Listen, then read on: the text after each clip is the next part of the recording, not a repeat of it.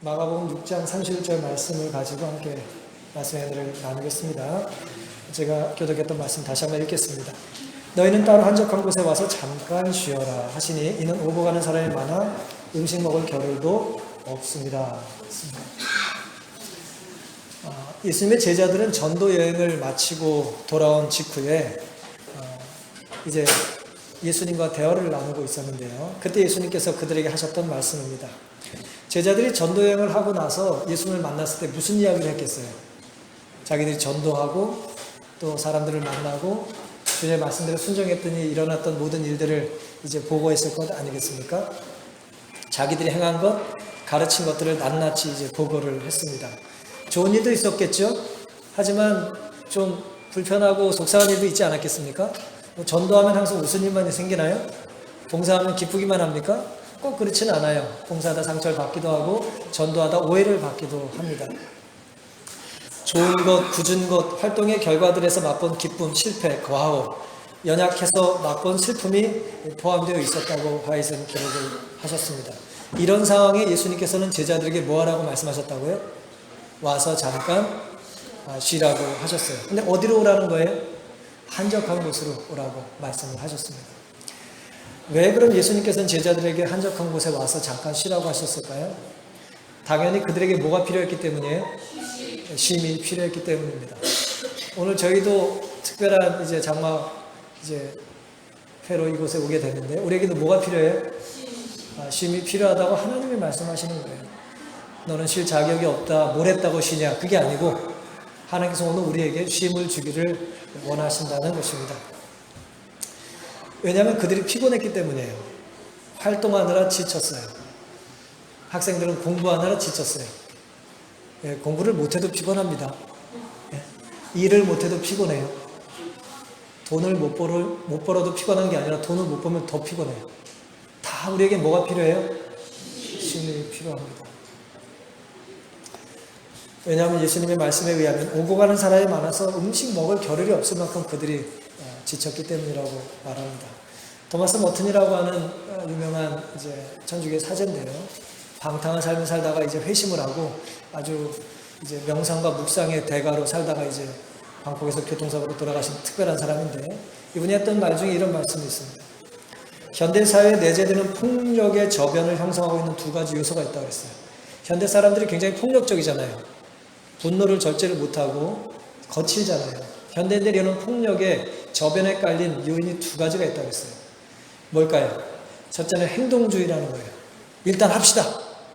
일단 해야 돼. 으쌰으쌰. 야! 행동을 자꾸 조장하는 행동주의가 첫째고요. 또 다른 한 가지는 행동주의가 초래하는 과로라는 것이죠. 현대사회에 이렇게 폭력이 난무하는 이유는, 거친 이유는, 사람들이 참지 못하고 자꾸 투쟁적으로 사는 이유는 행동주의와 과로라고 했어요. 현대 생활의 중압감은 필연적으로 폭력을 유발하게 마련이라 그랬습니다. 그래서 동의가 되십니까? 우리가 바쁘고 분주하다 보면 뭐 하기 쉬워요? 불친절하기가 쉽죠. 장사 잘 되는 맛집 찾아가면 줄 서 있다가 주인들한테 굉장히 친절한 대접을 받기보다는 어때요? 어서 빨리 먹고 가라는 대접을 받기가 쉽습니다.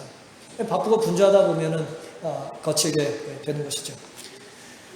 제자들이 했던 일, 그리고 저희들이 교회에서 하는 일은 어떻게 보면 거룩한 일입니다. 거룩한 일이에요. 여기 군인 형제가 한 명 앉아 있는데 군복 얼마나 거룩한 일입니까? 교회에서 봉사 얼마나 거룩합니까? 주중에 여러분들이 혹은 주말에 교회에서 하시는 모든 가정에서 직장에서 교회에서 하는 일은 다 거룩한 일이죠. 하지만 거룩한 일이라고 해서 피곤하지 않은 것은 아니에요.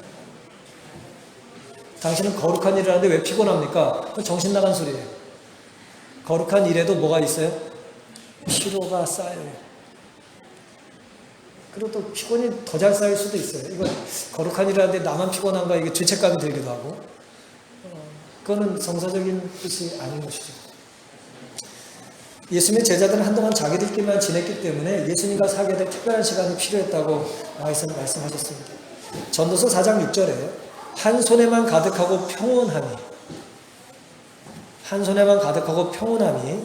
두 손에 가득하고 수고하며 바람을 잡으려는 것보다 낫다는 말씀이 있어요.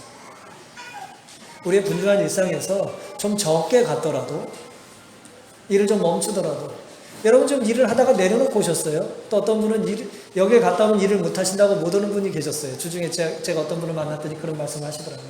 갔다 오면 피곤해서 일을 못 합니다. 근데 오늘 우리가 이곳에 온 거는 뭐 때문에 왔다고요? 쉬러 왔다는 거죠.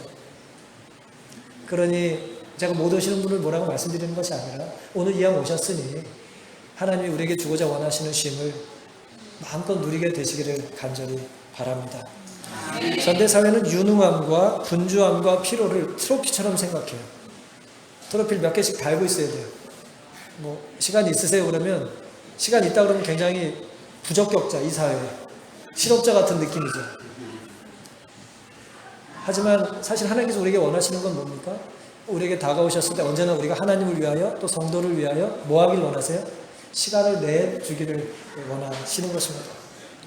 우리가 안식을 일주일에 하루씩 구별하는 것은 우리가 할 일이 없는 사람이거나 우리가 필요하지 않거나 우리가 무능력한 사람이거나라서가 아니라 하나님이 우리가 이 땅에 사는 동안 우리가 인정하든 인정하지 않든 깨닫든 깨닫지 못하든 우리는 누적된 필요가 있기 때문에 물론 창세기에 하나님께서 창조 당시엔 우리에게 피곤하지 않아도 쉼을 주셨지만 오늘 분주한 우리의 삶에는 더더욱 안식일이 절실하게 우리에게 필요한 것입니다. 그리고 연중에 여러분들의 어떤 안식일의 봉사는 또 뭐예요? 또 잘 쉬지 못하시잖아요. 그래서 오늘 고성 본영교회 집사님께 좀 죄송합니다만은 저희는 이곳에 있는 동안 우리 집사님들의 어떤 사랑의 손길을 빌려서 정말 푹 마음껏 쉬기를 저희는 기대하고 왔습니다. 그래서 저희 어떤 작은 이제 어떤 또 이곳에서의 또 시간과 또 아까 말씀하셨던 것처럼 이 몇 분 안 되는 성도님들이 귀한 성전을 마련하시며 또 아직 정리해야 될 뭔가가 있으신 것 같은데 저희들의 어떤 작은 사랑이 요긴하게 위력하나마 도움이 될 수 있기를 또 간절히 바라기도 하는 것입니다. 비록 성령의 능력으로 많은 이적을 행했지만 그들은 그 순간 생명의 떡을 먹을 필요가 있었다. 그들은 예수와 더불어 사귀고 장래 사업에 대한 교훈을 받을 수 있는 한적한 곳에 갈 필요가 있었다 그랬습니다. 오늘 이곳에 잘 오셨습니까? 네, 잘 오셨습니다. 그리고 오늘아 지치셔가지고 조금 피곤하신 분들은 이제 쉬러 오셨으니까 잘 쉬셔도 되겠고요. 또 좀 쉬기를 원하면 또 스트레스 주지 마세요.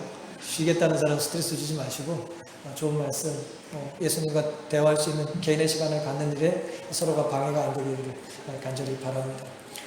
제가 뭐 설교가 2장이 더 있는데 더 설교를 드리면 엄청 스트레스 받으실 것 같아서요. 피곤을 더 느끼시게 될 것 같아서 정리를 좀 해야 될 것 같아요. 하나님께서 우리에게 이렇게 쉬라고 말씀하셨던 이유는 뭐냐면 하나님은 우리가 이 제사를 쌓는 일에 지쳐서 하나님이 얼마나 자비로우시는 분인지를 망각하기 때문에 와서 한가운데서 쉬라고 말씀하셨던 것은 가서 뭘 해라라고 하는 것이 아니라 가서 뭐 하라는 거예요? 와서 쉬라는 거예요. 근데 사실 당시에 제자들은 두 부류가 있었습니다. 예수님의 12제자와 사도 요한의 제자였어요. 근데 예수님의 12제자는 활동으로 지쳐서 교만할 가능성이 있었고 왜냐하면 내가 굉장히 바쁘고 분주한 중에 일을 멈추지 않으면 결과가 어떻겠어요? 그 모든 결과가 누구한테 달렸다고 생각했겠어요? 내 능력과 내 수고와 내 자격에 달렸다고 생각했겠죠. 그래서 예수님은 그들을 멈추라고 하신 거예요. 이 땅에서 우리가 누리는 모든 수고의 결과 혹은 열매들이 우리 노력 때문이 아니라 누가 주신 거예요? 내가 멈춰도 뭔가 일이 된다는 하나님이 주시는 거라는 걸 깨닫게 해주시길 원하는 것이 첫 번째 이유고요. 또 다른 이유는 당시에 이제 제가 아까 사도 요한이라고 했죠. 사도 요한이 아니라 침례 요한이요. 침례 요한의 제자들은 침례 요한이 죽은 지 얼마 안 됐었기 때문에 굉장히 마음이 우울했어요. 그리고 예수님과 예수님의 제자들을 보고 굉장히 불편했습니다. 시기하고 질투하고 비난했다고 그랬어요. 왜냐하면 자기의 선생님을 살려주질 않으셨기 때문이죠. 그래서 예수님께서는 쉬라고 하는 이 말씀을 이 범주 안에 그들도 포함시키셔서 그들을 위로해 주기를 원하셨다고 했어요. 다른 성도 여러분, 우리에게는 피곤이 쌓였기 때문에 쉼이 필요하고 또 내가 더 많은 분주함, 속도를 더 내다 보면 이 모든 게 내가 잘나서 뭔가 이루고 있다고 착각할 수 있기 때문에 하나님께서는 정기적으로 우리에게 뭐 하길 원하세요? 멈추기를 원하세요. 멈추기를 원하세요. 멈춰도 뭔가가 일어나는 걸 보면 이 모든 일이 내 두 손과 두 발에 달린 것이 아니라는 걸 깨닫고 겸손하기를, 교만해지지 않기를 원하시는 것이고 또 하나는 우리가 이 땅에 사는 동안 상처받고 괴로움 겪고 또 고통을 겪는 중에 쉼을 통해서 우리가 뭐 하길 원하세요? 우리 아픈 몸과 마음이 위로와 회복이 되기를 하나님께서는 원하신다는 것입니다. 구원이라고 하는 히브리어는 이제 예슈아, 예수와 여호수아 다 같은 말이에요. 구원이라는 말인데 그 말의 원래 뜻은 이제 야사라는 말에서 나왔어요. 이 말은 무슨 뜻이냐면은 공간을 넓힌다, 장소를 내준다 그런 뜻이에요. 구원이 뭐라고요? 공간이 있다 그 뜻이에요. 무슨 공간이겠어요? 내가 가서 쉴 공간이 있는 것입니다. 우리가 또 조금 있으면 점심을 또 맛있게 먹겠죠. 내가 가서 앉으면 뭐 할 게 있어요? 먹을 음식이 있는 거죠. 구원은 딴 게 아니에요. 오지 말라는 세상에서, 네 자리는 없다는 세상에서, 너는 적격하지 않다고 하는 이 나를 배척하는 세상에서 하나님이 우리에게 뭐 하시는 거라고요? 네 자리도 여기 있다. 그것도 넓게 마련되어 있다고 말씀하시는 것입니다. 우리가 종종 이렇게 말하잖아요. 제 자리 있습니까? 제가 갈 수 있습니까? 교회는 언제나 어떤 곳이에요?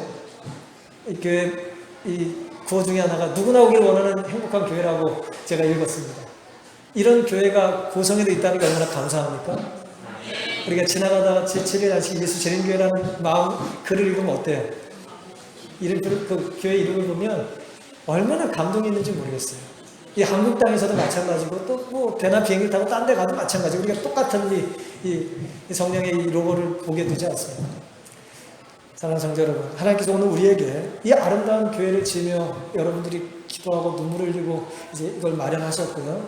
이 마련된 공간에 하나님께서 우리를 쉬라고 요청하시면서 네가 가도 뭐 할 곳이 있다? 쉴 곳이 있다고 우리에게 약속하신 것입니다. 오늘 우리 믿음 안의 교제가 하나님께 영광 되기를 바라고 또 이곳을 위해서 애쓰시는 우리 귀한 부모님과 여러 교회 지도자들 이분들의 어떤 수고와 노력으로 교회 지나면서 말씀하셨던 것처럼 50명 이상의 차고 넘치는 이 교회, 이 지역에 아름다운 선교 봉사를 많이 하는 그런 말 그대로 본향을 꿈꾸는 이 교회 될 수 있기를 바라고요. 우리가 오늘과 내일 있는 동안 하나님께 영광 돌리는, 그래서 너희는 와서 한적 곳에서 잠시 쉬라는 귀한 하나님의 말씀이 우리 모두에게 기쁨과 또 행복과 또 우리 하늘의 소망을 더 뜨겁게 이제 되어주는 그런 아름다운 시간이 될 수 있기를 바라면서 오늘 말씀을 드리겠습니다.